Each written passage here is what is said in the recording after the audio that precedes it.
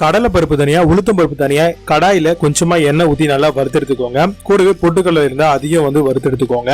அடுத்தபடியா காஞ்ச மிளகாய் இருக்கும், அதுவும் தேவைக்கேற்ற அளவு காரத்துக்கு ஏற்ற அளவு நீங்க ஃப்ரை பண்ணி அதையும் ஒரு பிளேட்ல வச்சுக்கோங்க. அடுத்தபடியா கருஞ்சீரகம் இருக்கும் இல்லையா, அதை நல்லா அதே கடாயில போட்டு நல்லா வறுத்தெடுத்துக்கோங்க. நீங்க எந்த அளவுக்கு வறுக்கிறீங்களோ அறுபடும் பொழுது நல்லா பவுடர் ஃபார்ம்ல கிடைக்கும் நமக்கு. அடுத்தபடியா கொஞ்சோண்டு சீரகம் இருக்கும், அதையும் பாத்தீங்கன்னா நல்லா போட்டு வறுத்தெடுத்துக்கோங்க.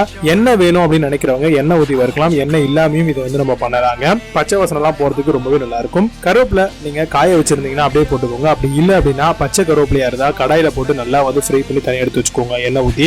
இது எல்லாத்தையுமே ஒரு சின்ன மிக்ஸி ஜார்ல போட்டுட்டு நல்லா பாத்தீங்கன்னா அரைக்கணும். அதுக்கு முன்னாடி கொஞ்சோண்டு பெருங்காயத்தூளும் உப்பு தூளும் போட்டு நல்லா சின்ன ஜார்ல போட்டு நல்லா அரைச்சு எடுத்துக்கோங்க. ஆனா பவுடர் ஃபார்ம்ல அரைக்க கூடாது, கொஞ்சம் அரைக்குறையா கரகரன்னு அரைக்கணும் அப்படின்னு சொல்லுவாங்களா, கொரகரன்னு அந்த மாதிரி அரைச்சுக்கோங்க. இப்போ சுவையான இட்லி பொடி நமக்கு ரெடி ஆயிடுச்சு.